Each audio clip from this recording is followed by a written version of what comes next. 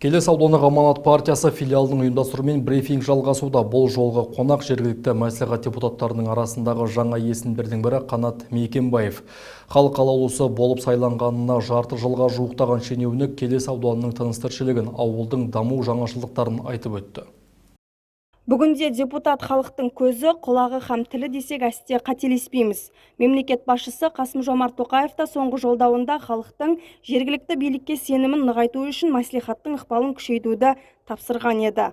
Бүгінгі брифинг барысында халық аманатын арқалаған жергілікті шенеунік Қанат Мекенбаев тұрғындар тарапынан айтылған көкейкесті мәселелердің рет-ретімен шешіліп келе жатқанын айтты. Аудан білесіздер, жаңадан құрылған аудан 5 жыл болды. Одан алдын 20 жыл Сарыағаш ауданында қарамағында болған. Сол себептен аудан атында болмаған екен, қаражатында бұл жерде ауыл деңгейінде болып қалған. Қазір өте көп жұмыс істеуге. Жай осы мәселелер шешілсе, қазір жобаға сәйкес бұл үлкен аудан болады деп ойлаймыз. Келес ауданы тұрғындарының әл-ауқатын көтеру, тұрмысын түзелту үшін ауқымды істер атқарылып жатқанын да баяндады.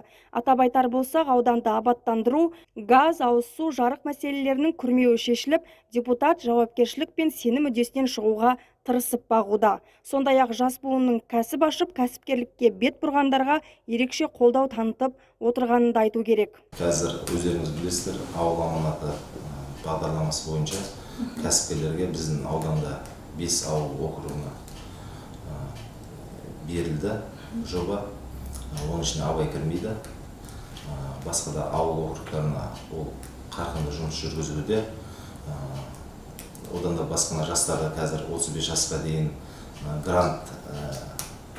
грантпен кәсіпкерлерді қолдау бағдарламасы бойынша соларға түсіндірме жұмыстар жүргізіліп, құжаттарын әзірлеуге көмектесіп, сол бойынша заң түрде қолдаса, сол кәсіпкерлерін жүргізеді деп ойлаймыз. Брифинг барысы әрмен қарай тұрғындарды жеке сұрақтарымен қабылдауға жалғасты. Халық қалаулысының тұрғындармен кездесуі мұнымен тоқтап қалмайды. Елдің мұң-мұқтажын тыңдап, әлеуметтік мәселелерді шешуге атсалысамын деп отыр. Майра Нұрмахан, Марат Жолдас, Сәттел арнасының жаңалықтар қызметі.